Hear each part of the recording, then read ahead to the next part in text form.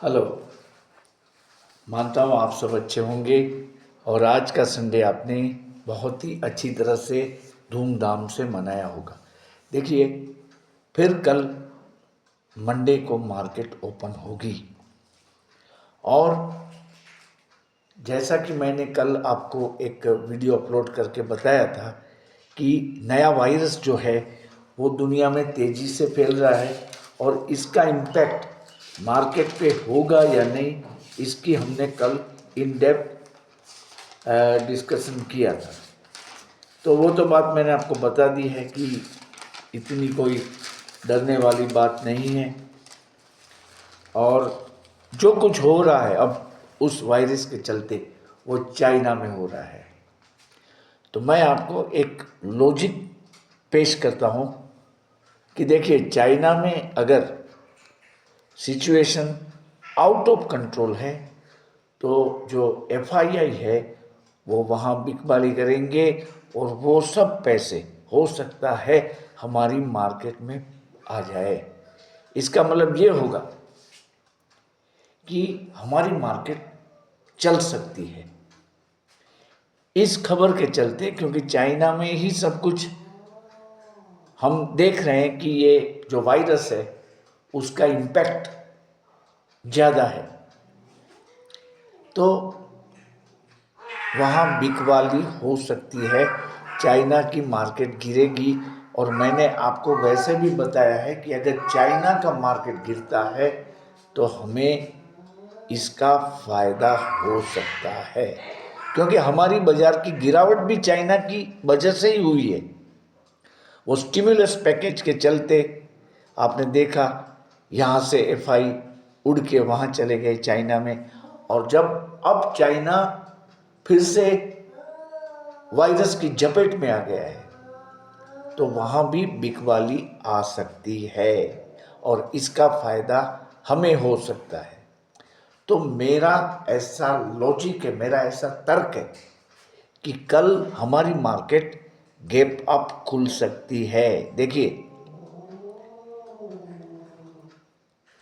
और gap up खुलने के बाद क्या होता है वो हमें डिस्कस करना है। तो गैप अप खुलने के बाद मार्केट साइडवेज रहेगी और एट द एंड हो सकता है वो थोड़ी सी गिरावट के साथ बंद हो। तो हम क्या करेंगे, देखिए, हम हेजिंग में रहेंगे। यही एक अच्छा हमारे पास एक उपाय है हम सब के पास कि जिससे हमें मार्केट की गिरावट और बढ़त के साथ बहुत ज़्यादा कोरिलेशन परेशान नहीं करता है। देखिए, आप कल अगर हेजिंग में रहेंगे तो आप वेट कर पाएंगे कुछ दूरी तक और थोड़ा सा टेंशन में भी आपको थोड़ा रिलीफ रहेगा, टेंशन भी कम होगी। क्योंकि टेंशन इसलिए कम होगी कि मार्केट बढ़ेगी तो भी आपके कॉल बढ़ने वाले हैं और डाउन होगी तो आपका पुट बढ़ने वाला है। तो ये एक बात हुई, लेकिन पहले क्या करना है? तो मैं मानता हूं पहले आप कॉल साइड पे रहेंगे। प्राइमरीली मैंने आपको कॉल तो दे दिए थे, फिर भी जिसने मेरा वीडियो नहीं देखा है उनके लिए मैं बता दूं कि कल हम पहले कॉल लेंगे 24,000 का निफ्टी का, और बैंक निफ्टी में हम कॉल लेंगे 50,900 का। ये कॉल हम लेंगे, फिर मार्केट को देखेंगे।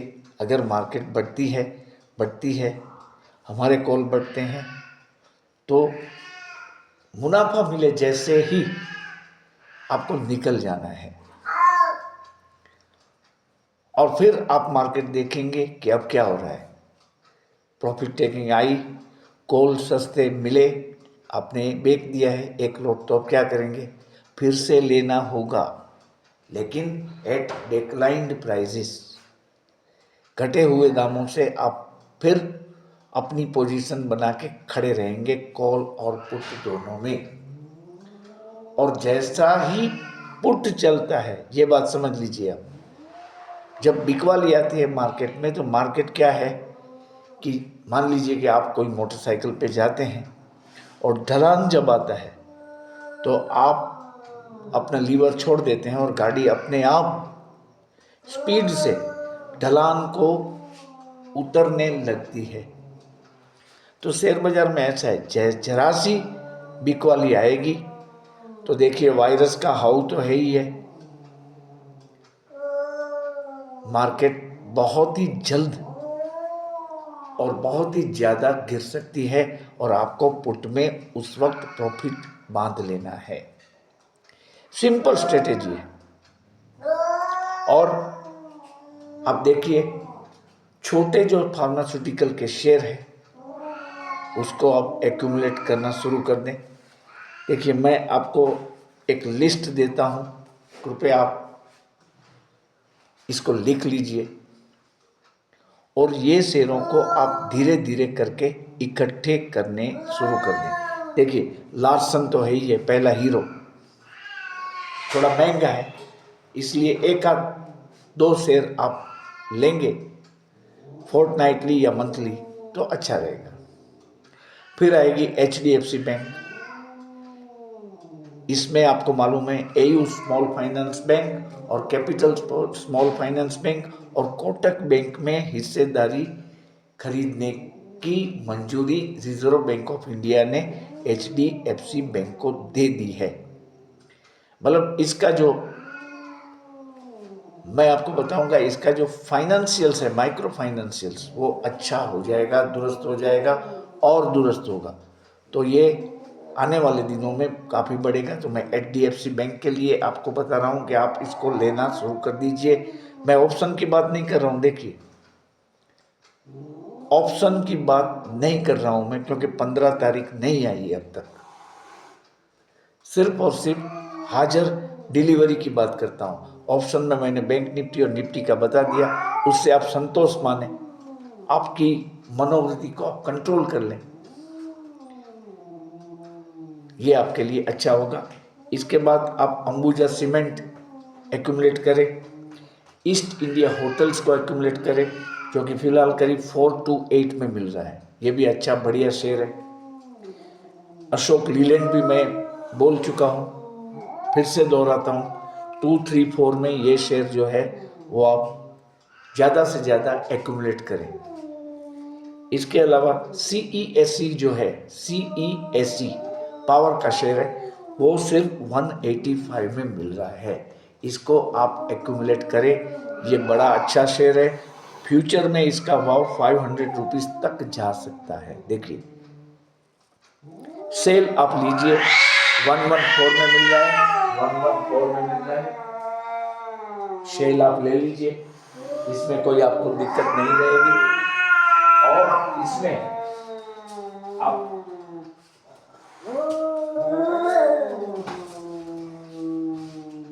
बिल्लियों की आवाज़ बंद करने के लिए जाना पड़ा मुझे, सॉरी फॉर डिस्टर्ब। सेल आप लिख लीजिए, 114 में मिल रहा है। और टाटा पावर जो है वो भी बढ़िया है, वो भी आप ले लीजिए। और पीरामल फार्मा करके एक शेयर है, वो सिर्फ 254 का है, उसको आप ले लीजिए, उस पर नज़र रखें और देखें कि वहाँ क्या मूवमेंट होती है।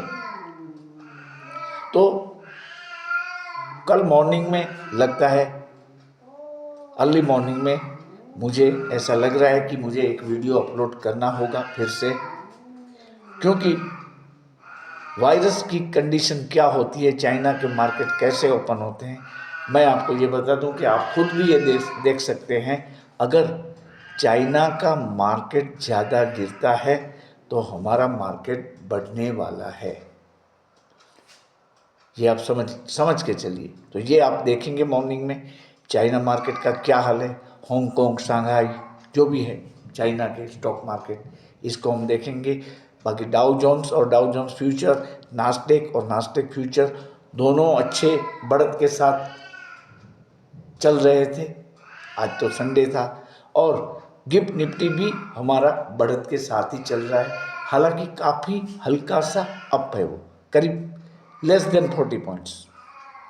और हमारा जो रुपीस है वो वीक हो रहा है, 85.77 का भाव चल रहा है यूएसडी अगेंस्ट आईएनआर। तो ये थोड़ी आईटी कंपनियों के लिए अच्छी खबर है। तो कल भी आप आईटी शेयरों पे नज़र डेफिनेटली रखेंगे और इसका जो मुनाफा आएगा उसकी वैल्यू भी बढ़ जाएगी, क्योंकि आईएनआर जो है वो और गिरने की बातें कही जा रही है। 85.77, 85.75 से वो जब रिजल्ट आए तब तक 89 रुपीज़ या 88 रुपीज़ तक जा सकता है। तो realization of profit amount in USD वो डेफिनेटली बढ़ जाएगा। तो मेरा मानना है कि आईटी शेयरों पे आप नज़र रखें, खास तौर पे इन्फोटेक, इन्फोसिस और टीसीएस पे, और एचसीएल भी अच्छा ही है। तो ये चीज़ आपको ध्यान में रखनी है। अब शायद 7-8 दिन में फिर से Q3 के परिणामों की बौछार आ जाएगी हमारे सामने। सभी कंपनियां Q3 की रिजल्ट्स पेश करेंगे। हालांकि देखिए, हमारा जीडीपी कम आया है, मैन्युफैक्चरिंग डेटा भी कम है, लेकिन वो सब मॉनसून के कारण था। फिर भी हो सकता है Q3 में इस जो स्लो हुई थी हमारी इकोनॉमी, उसका इम्पैक्ट देखने को मिले। फिर भी आप देख रहे हैं जो भी बड़े बड़े शेयर है, लार्ज कैप शेयर है, वो फिर से अपने नए हाई की तरफ जा रहे हैं। और बैंक इंडेक्स जो है उसमें तो मेरा मानना है कि 54,000 क्रॉस ये कर जाएगा within a span of fortnight. I think, I pray. हमें देखना है आगे क्या होता है। फिलहाल तो वो 50,988 के आसपास है, लेकिन इसमें 4,000 पॉइंट 15 दिन में कवर हो वो थोड़ी मुश्किल बात है, लेकिन ये एक करिश्मा हो सकता है। क्योंकि आपको पहले भी मैंने बताया है कि जो हमारा एनपीएस है बैंकों का, वो काफ़ी डाउन हो चुका है। इससे बैंकिंग में जो रिजल्ट आने वाले हैं वो अच्छे रहेंगे। फिर भी अगर हम थोड़े से नेगेटिव होके चले तो ये मेरे हिसाब से 53,000 तक तो जाएगा ही जाएगा, ऐसा लग रहा है। और बजट के बाद ये 54,000 का लेवल भी क्रॉस कर सकता है। अब आप पेट्रोकेमिकल और फर्टिलाइजर्स के शेयरों पे ध्यान दें, इसकी सूची बनाएं, और जो भी ट्रेडिशनल जो फर्टिलाइजर शेयर है उनको भी आप बजट से पहले अपने पोर्टफोलियो में रख दें, अच्छा होगा, इसमें बढ़त मिल सकेगी। तो कल गैप अप खुलने की उम्मीद के साथ मैं मेरा इस वीडियो समाप्त कर रहा हूँ। देखिए, आप जानते हैं ये एक एजुकेशनल वीडियो है और मैं किसी भी शेयर को बाय या सेल करने की रिकमेंडेशन नहीं दे रहा हूँ। अगर आपको कुछ हानि या लॉस हो जाए तो इसकी जिम्मेदारी इस चैनल की नहीं रहेगी, इसकी कृपया आप नोट कर लें। और अगर आप इस वीडियो को, इस चैनल को पहली बार देख रहे हैं तो कृपया इसको सब्सक्राइब कर दें। मैं बिल्कुल सिंपल लैंग्वेज में आपको मार्केट की जो चाल है उसके बारे में अगवा करता हूँ। मैं सेबी रजिस्टर्ड नहीं हूँ, ये बात भी आपको मैं बता रहा हूँ। और मैं यही चाहता हूँ कि रिटेल इन्वेस्टर्स जो है वो गलतियाँ ना करें जो मैंने की थी। मैंने खुद जो गलतियाँ की थी शेयर बाज़ार में, वो रिटेल इन्वेस्टर गलतियां न करें। Thank you very much for watching this video.